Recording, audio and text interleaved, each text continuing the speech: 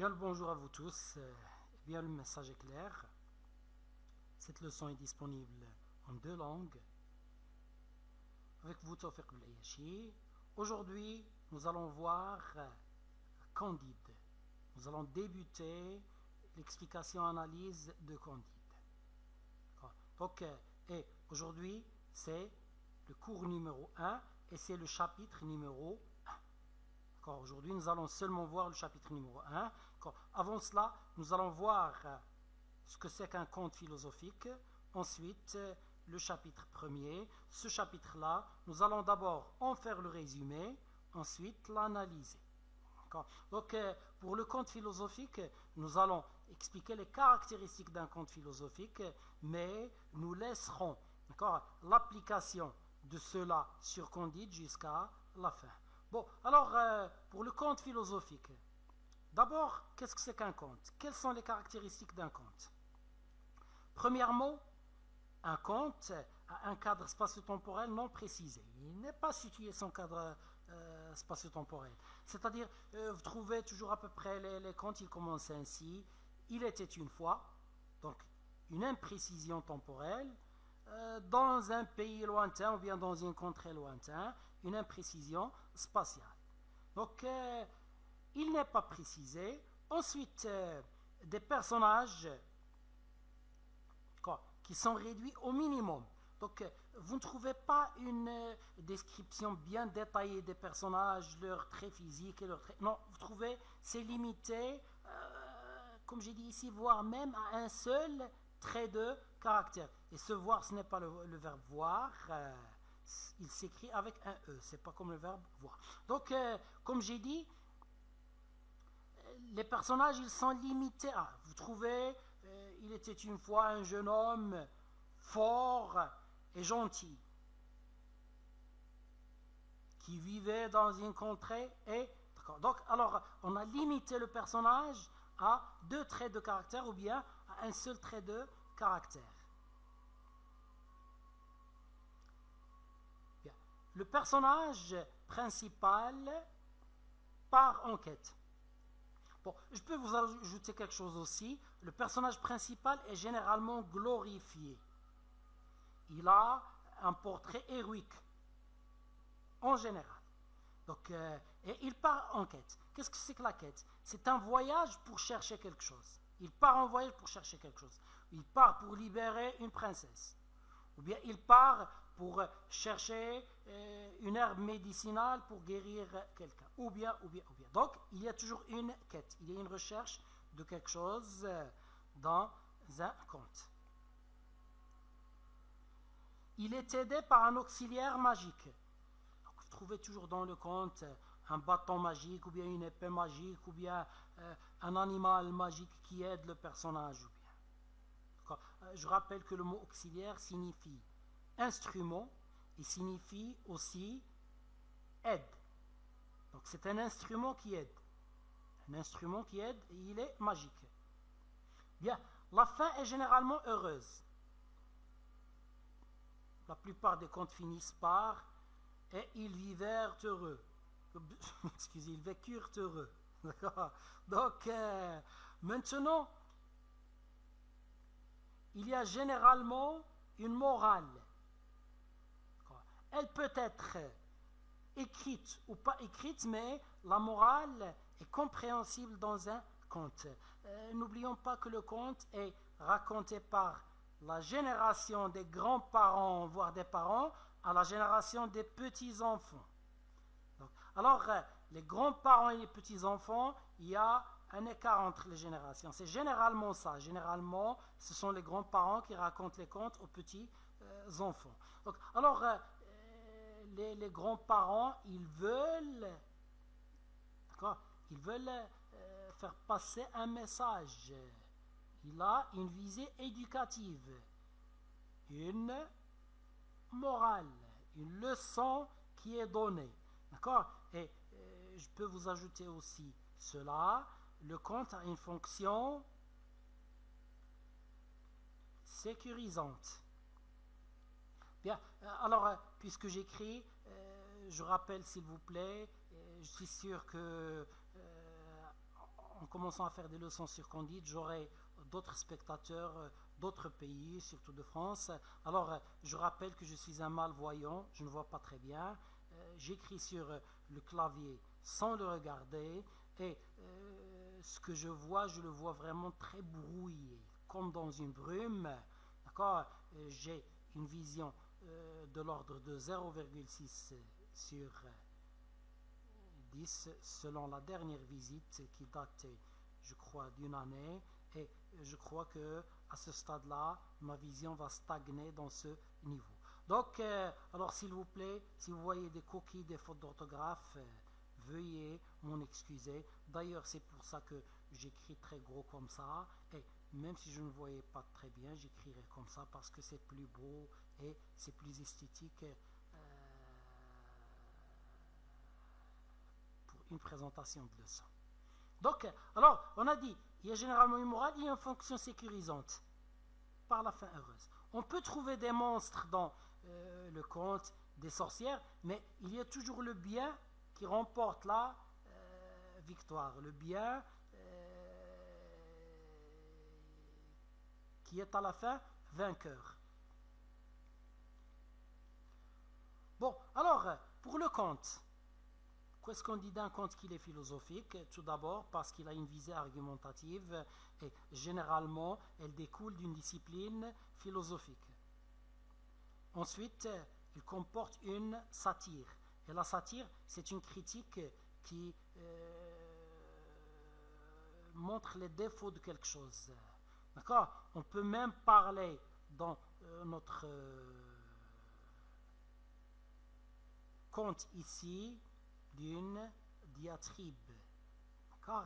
C'est vraiment très très satirique, à la limite de l'insulte. Bien. Alors, maintenant, ce sont les deux fonctions essentielles qu'on va voir dans le conte philosophique. On peut en ajouter d'autres si, au fur et à mesure qu'on explique Candide. Alors, je rappelle, je ne vais pas vous parler maintenant comme ça, vous citer Candide respecte ça dans le conte, il ne tient pas compte de ça, pour la philosophie il y a ça, non, je ne vais pas faire ça. Donc je vais commencer à expliquer les chapitres, à les commenter, à les analyser au fur et à mesure qu'on trouvera des idées. D'accord? Lorsqu'on trouvera quelque chose qui a un rapport avec le conte, je vais vous dire si c'est un rapport avec le conte, avec la philosophie. D'ailleurs, toute cette œuvre, elle est philosophique. Donc, et à la fin, on va faire le résumé de ce qu'on aura vu au fur et à mesure qu'on aura expliqué la leçon. Bien l'œuvre. Bon, maintenant, nous passons au chapitre 1 et je vais vous montrer tout d'abord les axes qu'on va voir dans le chapitre 1. Donc, nous aurons le résumé, nous aurons l'idée de candeur, la fausse noblesse, nous aurons la banalisation de la relation cause-effet. Il y a une idée ici que... Oui, la banalisation, non, j'ai corrigé, je m'excuse. La banalisation de la relation cause-effet et la banalisation de la raison d'être des choses créées ou bien, selon des personnes athées comme Voltaire, la raison des choses qui existent. La raillerie et l'ironie. Donc, il y a aussi autre chose que je vous ai ajouté à la fin. Maintenant, le résumé. Tout d'abord, l'auteur commence par nous présenter le cadre spatio-temporel. Alors, pour l'espace, il nous détermine, il nous situe l'espace. Il nous dit, il y avait en Westphalie. La Westphalie, c'est une région qui existe bel et bien en Allemagne. Donc, alors, pour l'espace, il a un peu dérogé de la règle du conte qui est de ne pas préciser l'espace, mais pour le temps, il n'est pas précisé. Alors, je peux ajouter aussi pour l'espace que c'est la seule indication, mais peu après, l'espace n'est pas vraiment bien déterminé. Alors, il s'agit d'un château, le château d'un baron. Ce château, il a une porte et des fenêtre. Il est orné par une tapisserie au salon. Ensuite, juste après ça, il commence à présenter les personnages. Donc, Candide. Alors, à la fin, je ne l'ai pas écrit ici dans le cursus que je vous ai présenté, dans la liste des axes que je vais traiter, mais à la fin, je vais vous parler des classes sociales et du symbolisme des personnages. Alors, je laisse ça jusqu'à ce moment-là. Donc, alors, pour Candide, d'accord, Candide, c'est le personnage principal. D'accord, on va voir plus tard sa candeur. Mais lui aussi, il est limité presque à un trait de caractère, c'est ça, candeur. Il commence par un lexique qui loue Candide, il nous dit il est doué des plus belles mœurs, mais après, ça devient des descriptions vraiment péjoratives. Ces descriptions péjoratives tournent autour d'un seul axe, c'est la candeur, c'est la simplicité d'esprit de Candide. Il nous dit même, l'auteur nous dit même, je crois, un esprit simple. Donc, alors, Candide, c'est quelqu'un qui n'a pas de profondeur. Sa physionomie reflète ce qu'il a à l'intérieur. Si on le dit avec une bonne intention, ça signifie que la personne n'est pas hypocrite, qu'elle est franche et sincère. Mais pour Candide, il n'a pas de profondeur. Tout ce que vous voyez sur sa physionomie, sur son visage, c'est ce qu'il y a à l'intérieur. Donc, il n'a pas de pensée profonde. Il n'a rien à dire.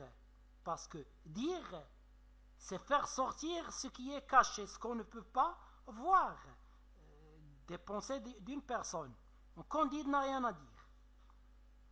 Donc, alors, son monde se limite à deux choses. Voir et écouter. Qu'est-ce qu'il voit? Il voit Cunégonde. On va la voir tout à l'heure. Et qu'est-ce qu'il entend? Il entend Pangloss. On va voir tout à l'heure qui est aussi Pangloss.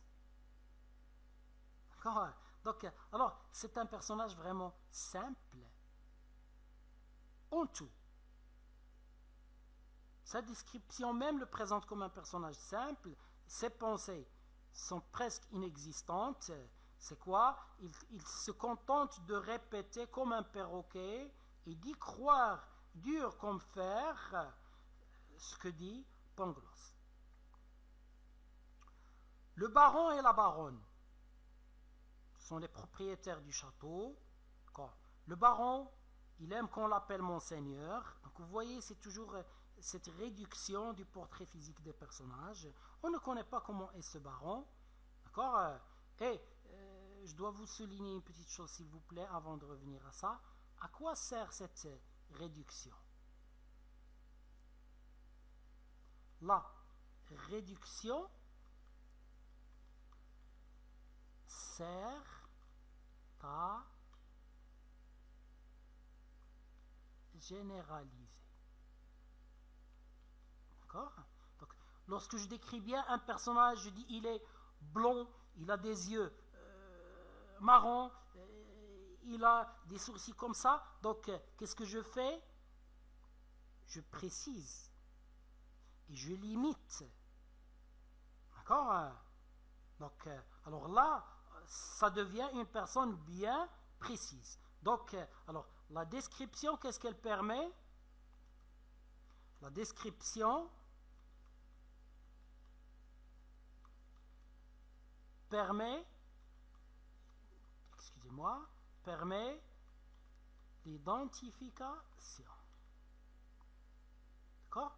Donc, lorsqu'on décrit, on identifie.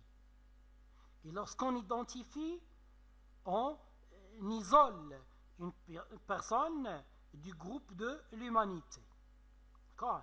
Bon. Alors, les contes, généralement, ils veulent présenter des vérités générales, ils veulent présenter des leçons de morale globale. Alors, ils ont ce procédé qui est repris ici par Voltaire, ce procédé qui est, d'accord, la réduction pour généraliser. La réduction en, bien sûr, la réduction, je peux ajouter ici, alors excusez-moi, d'accord, la réduction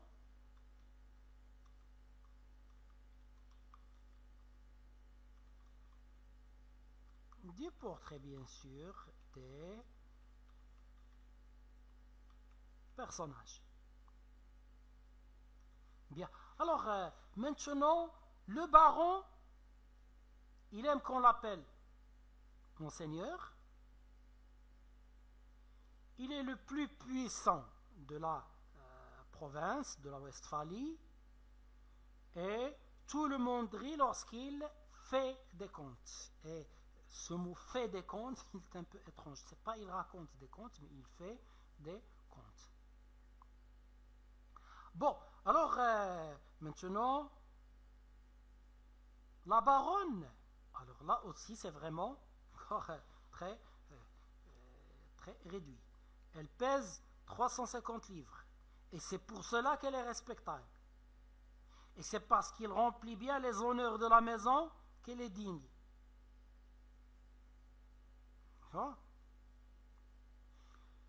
Cunégonde, présentée comme un mets, comme quelque chose qu'on mange, une oie, ou bien une dinde. Bien, elle est toute en couleur, elle est fraîche, appétissante, elle est grasse. Et notons que grasse ne se dit pas d'une personne, elle se dit d'une volaille qu'on veut manger. D'accord? Ponglos, mot composé de deux parties. Pan qui signifie tout et gloss qui signifie parler. D'accord? Alors, maintenant, vous avez la glotte dans la gorge avec laquelle vous parlez. D'accord? Donc, alors, ici, parle de tout. Mais parle de tout n'est pas connaît tout ou bien sait tout ou bien. D'accord? Parle de tout, généralement, la personne qui parle de tout, en gros, la personne qui parle de tout n'est excellente en rien. Donc, c'est une caractéristique humaine. Si vous trouvez une personne où vous parlez philosophie, elle parle avec vous, elle connaît bien. Vous parlez art, elle connaît bien. Vous parlez sciences physiques, elle connaît bien. Vous parlez littérature, elle connaît bien. Sachez que cette personne se contente de glaner un peu de n'importe quelle discipline et cette personne devient spécialiste dans une certaine chose. Quelle est cette chose? C'est changer de sujet. Elle parle un peu science et elle change le sujet. D'accord? Pourquoi? Parce qu'elle a vidé son sac côté science. Et elle change de sujet pour parler d'autre chose et ainsi de suite. Alors, Ponglos, il parle de tout, mais on va voir, en fait, il ne sait rien.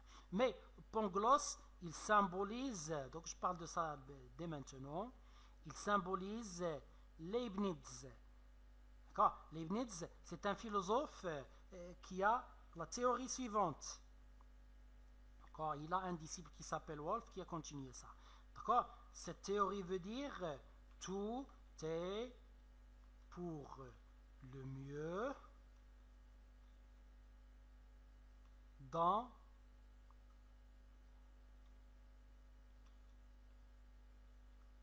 le meilleur des mondes.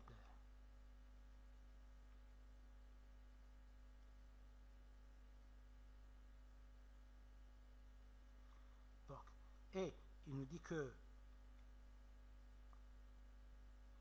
la providence, bon, s'il vous plaît, entre parenthèses, je suis musulman, je crois à Dieu. Alors, lorsque je vais vous parler des idées de Voltaire, bien sûr, donc je respecte ces idées. Donc, alors, je ne vais pas dénaturer ces idées en les critiquant tout le temps ou bien, d'accord? Mais lorsqu'il parle côté religion, d'accord, je dois montrer que je ne suis pas vraiment d'accord avec tout ce qu'il dit, mais je le comprends très bien. Pourquoi? Parce que l'Église est, excusez-moi, loin de moi l'idée de critiquer la chrétienté ou bien, d'accord? Mais ce sont des choses qui s'imposent lorsqu'on veut faire une leçon. Donc l'Église est la royauté. Alors, ils se sont alliés pour vampiriser le sang du peuple. Alors l'Église, qu'est-ce qu'elle disait au peuple? Elle disait que le roi, que le sang qui coule dans les veines du roi est un sang sacré. Donc, vous lui devez obéissance. Donc, alors, maintenant, la royauté, elle permet à l'Église de vampiriser aussi le sang du peuple. Tout se vend. Vous voulez vous confesser, vous devez donner de l'argent. Tout ce que vous voulez faire, vous devez faire des dons à l'Église. Et l'Église était vraiment l'Église et la royauté s'était vraiment enrichie, bien sûr, aux dépens du peuple. Bien, alors on va revoir ça dans le symbolisme des personnages. Maintenant, le siècle des Lumières, c'est le 18e siècle. Donc, les penseurs libres, comme Voltaire et d'autres, ont commencé, d'accord. Alors, ces penseurs, ils ont critiqué, comme dit de Tocqueville, l'un des grands penseurs français, de Tocqueville, il dit que, en fait, ces penseurs n'étaient pas contre la religion, ils étaient contre l'emploi qui a été fait de la religion. D'accord? Donc, maintenant, je regrette de le dire, mais c'est la vérité. D'accord? Alors, dans la Torah et l'Évangile, nous avons certaines vérités scientifiques qui sont aujourd'hui démenties. Pourquoi? Parce que ces vérités ne sont pas dites par Dieu, mais sont dites par les savants qui ont écrit la Torah. D'accord? Parce que maintenant, ces vérités, par exemple, que la Terre est plate et que le Soleil tourne autour de la Terre, ou bien que l'âge de la création est de 6000 ans, ce sont les 6 jours, chaque jour il a 1000 ans. Donc, alors, les penseurs, des gens qui sont libres et les savants, ils se sont trouvés confrontés à un dilemme. Ou bien, ils combattent la religion et la science peut avancer, ou bien ils obéissent à la religion et bien sûr ils ne pourront pas avancer parce que l'Église était contre la science en ce temps-là. Je ne parle pas de l'Église aujourd'hui. Donc, alors maintenant, c'est de là qu'est venue la laïcité, d'accord? Ils ont trouvé un compromis. On laisse à l'Église les affaires de cœur, les affaires de religion, et on laisse à la raison et au cerveau les affaires de la gestion de la vie, les sciences, la législation et le reste, on le laisse au cerveau. Comme j'ai dit, nous, les musulmans, nous avons une autre conception, mais cette conception se justifie tout à fait pour la religion chrétienne. C'est toujours très délicat de parler d'une autre religion lorsqu'on est dans d'une autre religion, parce que généralement il y a des arrière-pensées, mais je vous assure que je n'ai aucune arrière-pensée. J'explique la leçon et j'explique pourquoi les philosophes de la lumière étaient contre la religion. Et ce que je dis là, ce sont des idées d'auteurs chrétiens et d'auteurs occidentaux, pas des idées d'auteurs musulmans. Bien. Alors maintenant, puisque cela est clair. On va dire que selon ce philosophe, la providence a bien fait les choses. La providence ici, on veut parler de Dieu. A bien fait les choses. Pourquoi? Parce que il n'y a que le bien, et lorsqu'il y a un mal, c'est un mal nécessaire pour un bien plus grand encore. Bien, cela apprend aux gens l'inaction. Tout est bien. Alors, à quoi bon essayer de changer? Le château de M. Le Baron et M. Le Baron sont les plus beaux châteaux et barons du monde. La vie qu'on mène là est la plus belle des vies. Alors pourquoi changer cette vie? Pourquoi changer ce baron qui est un seigneur? Ou bien pourquoi changer ce château? Il est pauvre, il a une porte et des fenêtres et une tapisserie, mais pourquoi le changer? D'accord? Donc, alors, vous voyez, c'est un emploi vraiment malin, si vous voulez, ou bien condamnable de la religion. D'accord? Et là, c'est vraiment ce que dit Marx, que la religion, en ce sens-là, la religion est un opium.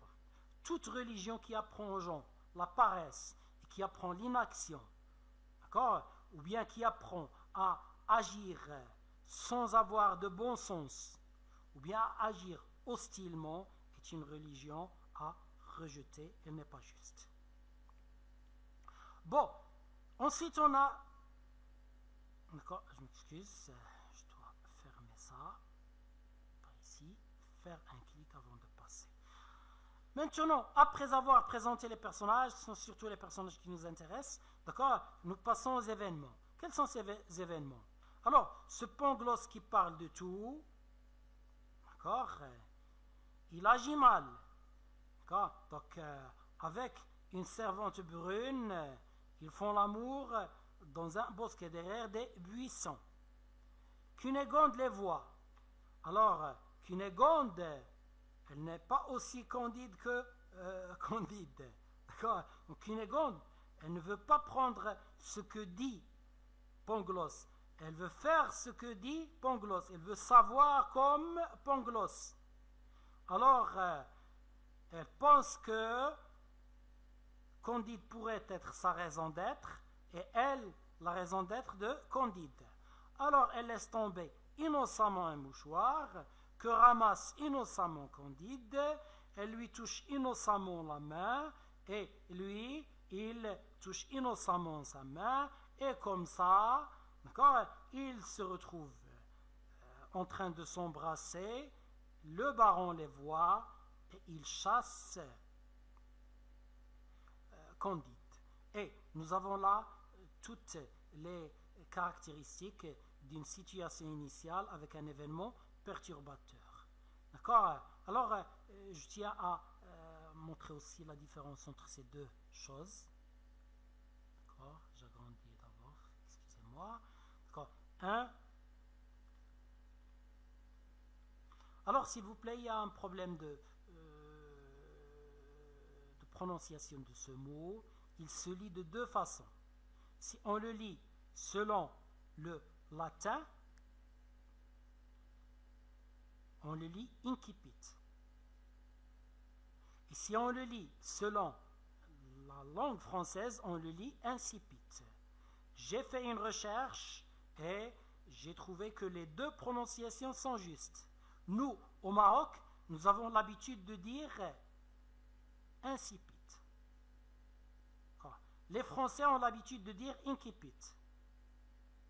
Alors, puisque les deux sont justes, il n'y a pas de problème. Alors, s'il vous plaît, moi, puisque je suis habitué à dire incipit, c'est ce qui va se répéter le plus sur mes lèvres. Alors, ne m'en voulez point. Ok, situation initiale.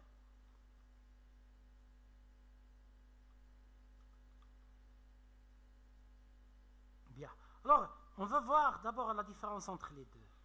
Qu'est-ce que c'est que l'incipit ou bien l'incipit? C'est le début de la narration.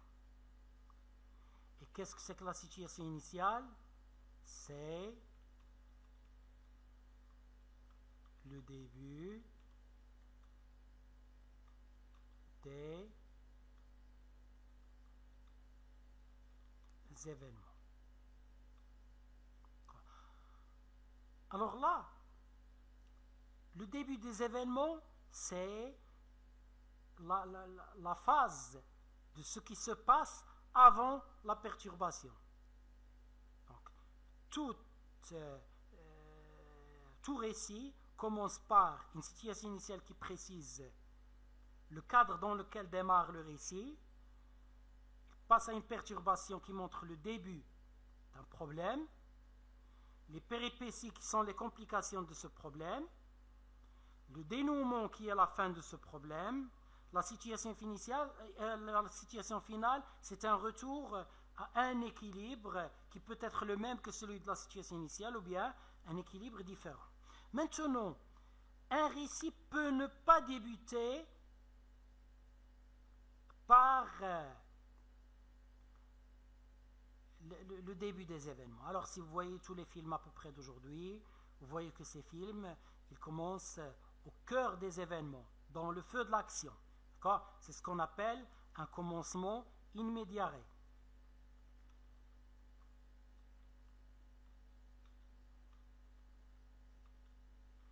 In media res signifie dans le feu d'action. Ça signifie que les événements ne commencent pas, l'histoire ne commence pas par les situations initiales. Elle commence par ou bien l'événement perturbateur, ou bien les péripéties, parfois par la situation finale même, ou bien, d'accord, on voit une personne morte et on revient au début de l'histoire pour raconter comment elle est morte. Mais le début, le tout premier paragraphe ou bien la toute première scène sur le film, c'est la personne qui est morte. C'est la fin. Donc vous voyez, on peut ne pas commencer par la situation initiale. Mais n'importe quel commencement de récit, on l'appelle un incipit. Quel que soit le début d'un récit, c'est un incipit. Bien, nous passons maintenant à l'analyse et nous commençons par la candeur. Alors, Candide est l'exemple de la candeur. Candide n'a aucune profondeur. Sa physionomie est comme son psychisme, si vous voulez, comme son monde intérieur. Il répète comme un perroquet ce que dit Pangloss. Il a une admiration presque idolatrice de Pangloss. Il le place presque à la place de Dieu. Il prend tout ce que dit Pangloss pour argent comptant. Il ne critique ni ne discute rien du tout. Donc, Pangloss est pour lui le plus grand savant de la Westphalie, donc il est le plus grand savant du monde. D'accord. Les idées mêmes de Candide telles qu'elles sont présentées, d'accord, alors elles sont vraiment très simples et simplistes. Le baron est plus heureux. Le deuxième bonheur, c'est d'être Cunégonde. Le troisième bonheur, c'est de voir Cunégonde. D'accord. Donc, tous les gens deviennent comme lui. Si tous les gens voient Cunégonde, ils sont heureux. D'accord. Alors que ce bonheur, il est tout simplement pour lui qui l'aime. Donc, maintenant, vous voyez cette candeur. Nous passons maintenant à la fausse noblesse. D'accord.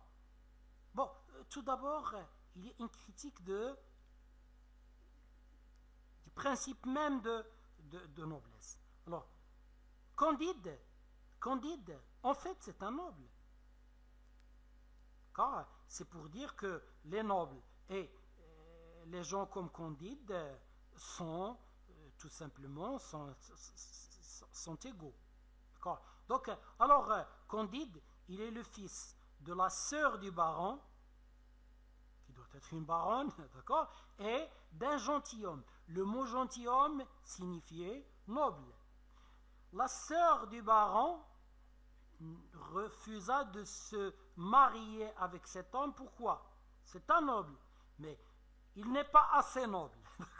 Pourquoi? Parce qu'il connaît dans son arbre généalogique ses aïeux, ses ancêtres. Il connaît simplement 71 quartiers.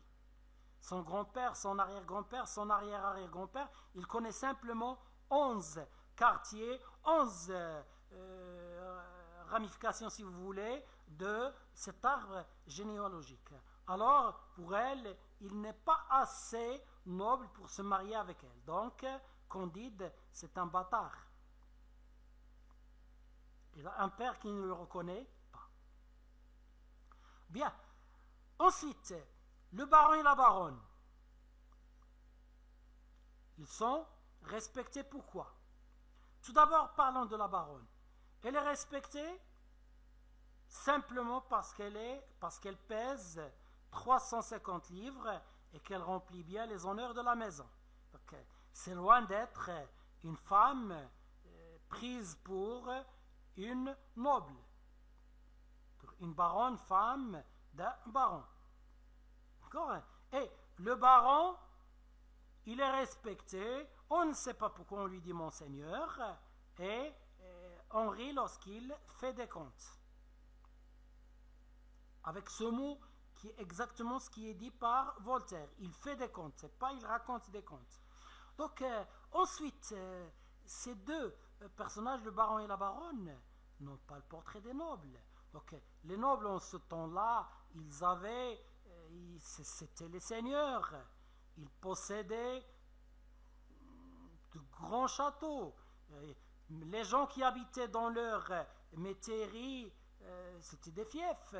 Les gens qui habitaient dans la frontière qu'occupaient, d'accord, pour expliquer de façon plus claire, d'accord, qui étaient dans la frontière où habitait le baron, ils étaient presque les esclaves de ce baron. Ils devaient lui donner une grande part de leur récolte. Mais le baron qu'on a ici, il a un château qui a une seule porte, avec des ornements vraiment très pauvres, une grande salle qui a pour ornement une tapisserie. Et il économise dans le personnel. Ces palefreniers sont ses piqueurs. Le palefrenier, celui qui s'occupe des chevaux, et le piqueur, celui qui s'occupe des chiens. Donc, il n'a pas des valets pour les palefreniers, d'autres pour les piqueurs, mais il économise sans les deux faire la même chose. On a même que ces chiens font meute dans le besoin. Ça peut être, il les rassemble en meute dans le besoin pour se défendre ou bien pour autre chose, mais ça peut aussi faire que ça devient une meute parce qu'elle est dans le besoin, parce qu'elle ne mange pas assez. Ils mangent toute l'année, ils mangent du porc, la chair, la viande, si vous voulez, la moins chère, la moins coûteuse. Bien. Alors, nous voyons que cette noblesse n'est pas une vraie noblesse. Et ce Candide qui n'est pas un noble, parce qu'il n'est pas reconnu,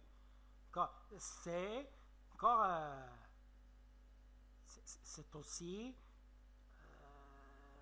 pas vraiment, il n'est pas vraiment pas noble, mais il a un côté noble.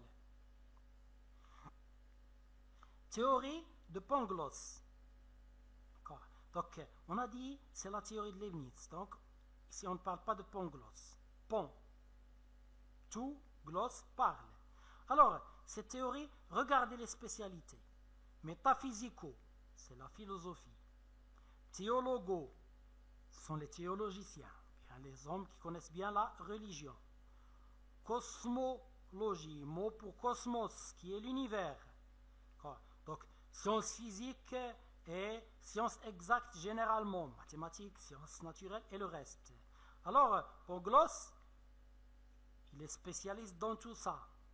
Mais, dans tout ça, il y a un trait qui vient clore tout ça, et ce trait, c'est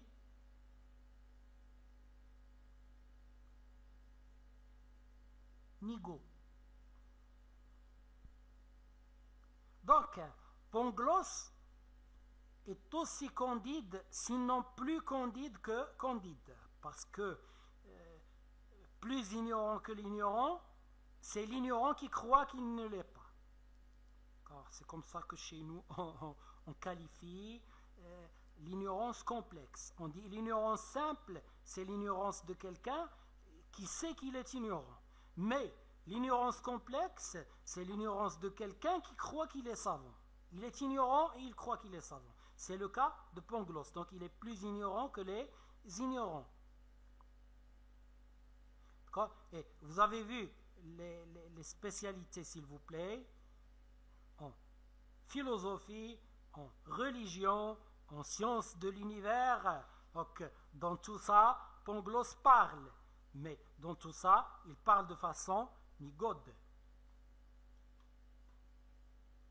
Alors, excusez-moi, j'affiche d'abord la première idée. Bien, alors, la banalisation de la relation cause-effet. Donc, rendre banal, c'est rendre futile, sans importance. On peut même parler de rendre risible. On va voir la raillerie et la moquerie plus tard. Mais cette théorie de Leibniz est vraiment traînée dans la boue. Pourquoi? Regardons la relation cause-effet. Pourquoi est-ce qu'on a un nez? D'accord? Alors, la raison c'est quoi? La cause c'est quoi? La vraie cause c'est pour respirer. C'est pour que l'air qui entre par le nez, il devient plus chaud et il est filtré des grains de poussière qui peuvent l'accompagner. Donc une personne qui respire par le nez, parle par la bouche, c'est une personne qui garde ses cordes vocales en très bon état. Donc maintenant, le nez a aussi une fonction esthétique. Essayez de vous imaginer son nez. Donc, alors, maintenant, chaque organe remplit deux fonctions. Une fonction biologique et une fonction esthétique. D'accord?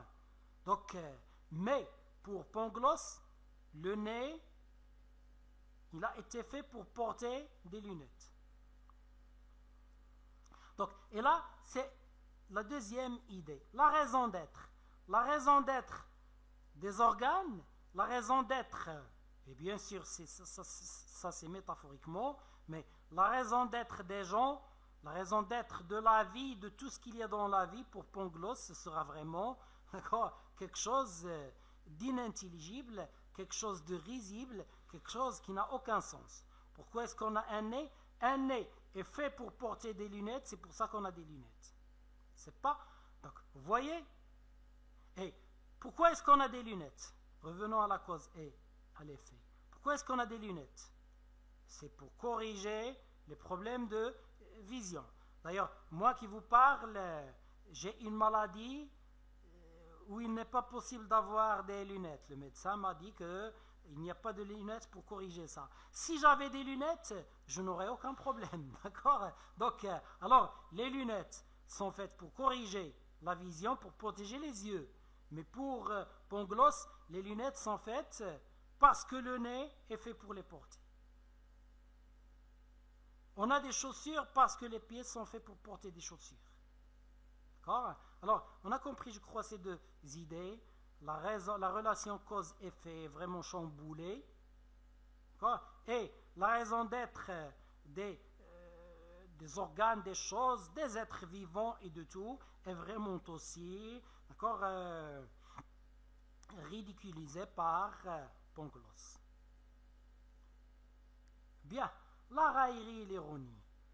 Tout d'abord, le narrateur pastiche le raisonnement de Pangloss. Lui aussi, il présente des raisonnements niais, idiots, mais pour nous dire que c'est je vous présente les choses comme les présenterait Pangloss pour vous montrer que Pangloss est ridicule. Il nous dit par exemple que Candide est le plus heureux du monde car il voit Cunégonde et qu'il écoute Pangloss. D'accord? Donc c'est vraiment idiot. Il nous dit que la baronne est très respectée. Pourquoi? Parce qu'elle pèse 350 livres. Donc vous voyez, pasticher, le pastiche, c'est un texte qu'on écrit, d'accord, de la même façon qu'est écrit un autre, avec le même nombre de phrases, les mêmes articulateurs logiques et tout, d'accord. Mais ici, je parle d'une pastiche morale, bien d'un pastiche moral. Maintenant, je doute, est-ce qu'on dit un pastiche ou bien une pastiche? Je dis un pastiche. Bon, alors, le pastiche ici, de Pangloss, c'est pour ridiculiser les idées de Pangloss. Et ensuite, l'anti-sens, surtout par des antiphrases. Alors, lorsqu'il nous dit que Pangloss explique admirablement les choses, ce admirablement, c'est tout à fait le contraire. Lorsqu'il nous dit que Cunégonde fait tomber innocemment, et ce innocemment il se répète plusieurs fois, n'oublions pas que innocent, dans un certain sens, ça signifie candide et nié. D'accord? Donc, maintenant, innocemment, pour dire que ça n'a rien d'innocent du tout. D'accord? Donc, c'est un procédé, bien sûr, de l'antiphrase, c'est un procédé de l'ironie, de la raillerie, de la moquerie. D'accord? Donc, des superlatifs et des adverbes. C'est le plus beau château, c'est le plus puissant des barons, c'est la plus belle des filles. D'accord? Alors, le plus, c'est superlatif et les adverbes. D'accord? Admirablement, innocemment, répétition de beaucoup d'adverbes. D'accord? Et on va voir ce lexique laudatif, ce lexique fait pour louer, pour dire que c'est très bon. On va voir à quoi il sert tout à l'heure. Le discours amphigorique. Un amphigourie avec un i à la fin. D'accord? D'accord? D'accord? Ce mot amphigourie, ça c'est un adjectif. Donc, amphigourie, c'est un discours inintelligible et plein de galimatia. C'est comme ça que c'est décrit dans le Robert. C'est-à-dire que c'est plein de foutaises, de niaiseries, de bouffonneries. Donc, et ensuite, c'est un discours inintelligible. On ne comprend pas très bien ce que veut dire la personne. Donc, l'argumentation, c'est un discours qui est bien élaboré côté forme. Mais lorsqu'on entre dans le fond, on n'arrive pas à comprendre la logique qui est suivie par le personnage qui est en train de parler, ou bien la personne qui est en train de parler. Donc, alors, l'analyse de Pangloss, c'est un amphigourie. Bien, alors, je voulais dire quelque chose et ça m'a échappé. Bon, on veut parler maintenant des classes sociales. D'accord? Alors, je vais afficher ça et je vais en parler ici. Alors,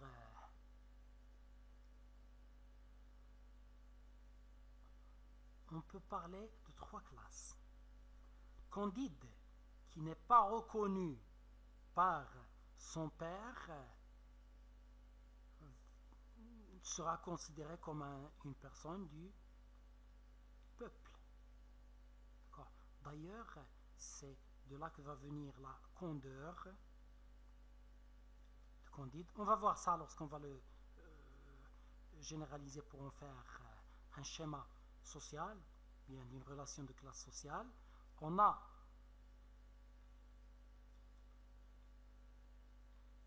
alors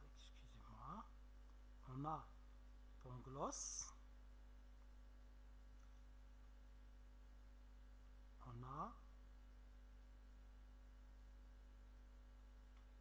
le baron.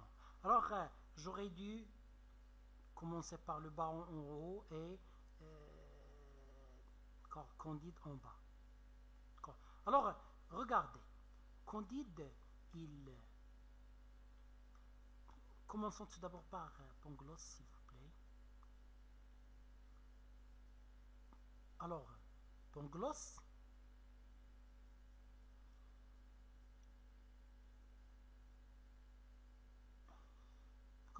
Pangloss, c'est l'exemple de...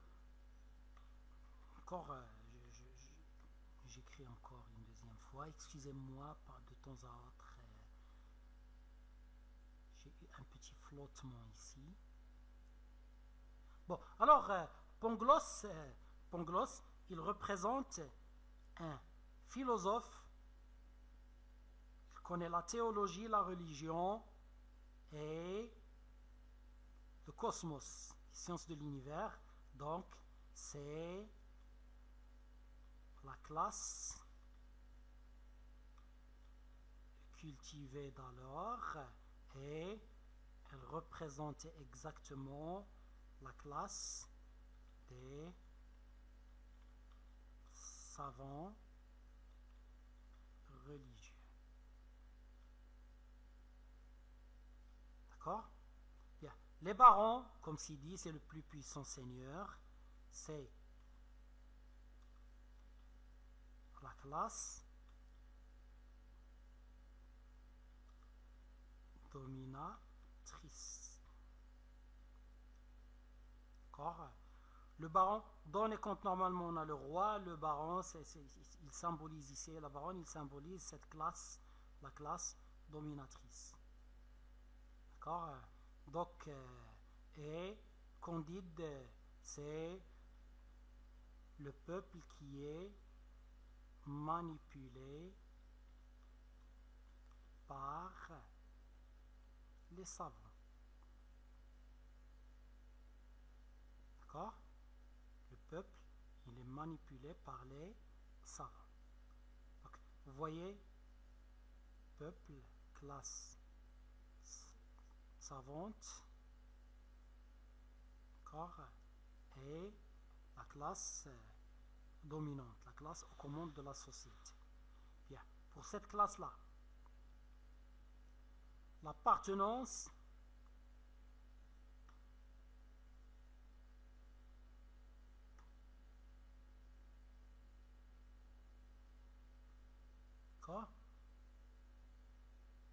l'appartenance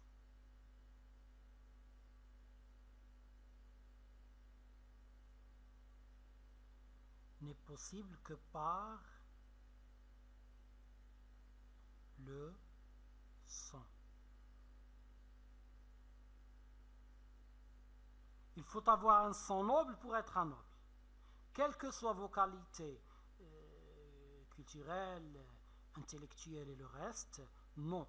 Si vous ne savez pas plus de 71 quartiers, plus de 100 quartiers de votre lignée généalogique, qui soit toute une lignée de nobles, donc vous ne pouvez pas appartenir à cette classe qui domine, cette classe, mais qui est en même temps qualifiée par sa pauvreté. Donc la pauvreté ici, elle est matérielle, mais on veut parler plus de pauvreté intellectuelle. D'accord? Lorsqu'on parle d'une répétition de ce qu'on mange, toujours du porc, d'accord? C'est tout simplement une classe stéréotypée, une classe qui ne change pas, qui ne déroge pas de ses habitudes. D'accord? Donc, c'est une classe qui a des séculaires, si vous voulez, obéir à des règles de conduite séculaires. Cette classe, c'est l'objet de la risée, de la moquerie, de l'œuvre D'accord? Bien, le peuple, il est candide. Il n'a pas de profondeur. Il est simple. Il gobe tout. D'accord? Donc, alors,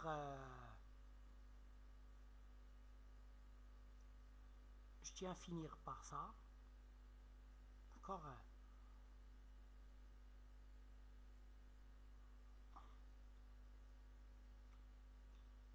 La baronne est Cunégonde. Bien.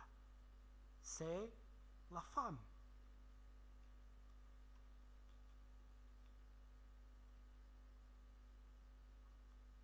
Péjorativement décrite.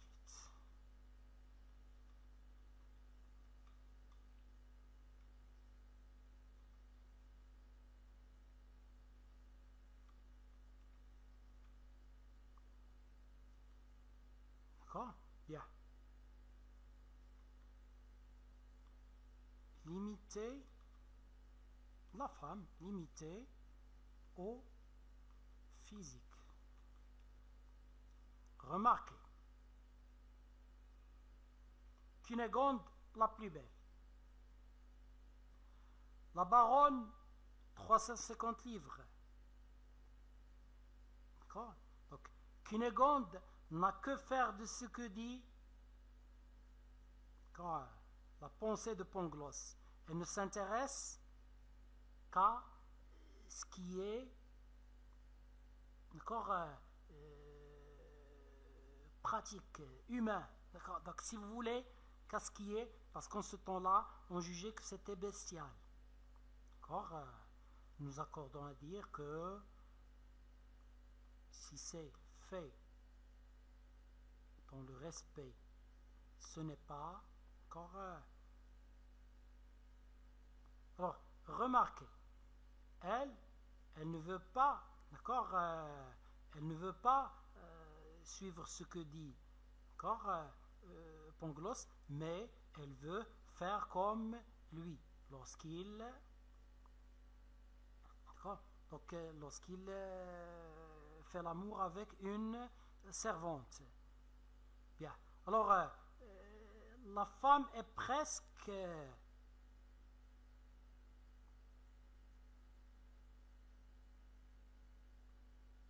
d'accord, excusez-moi. La femme est presque réduite à de la chair, sans plus. D'accord? Donc, Cunégonde ne pense qu'à faire l'amour. Elle est belle. La baronne, c'est l'obésité.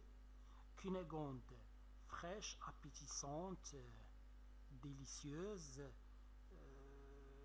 grasse. D'accord? Donc,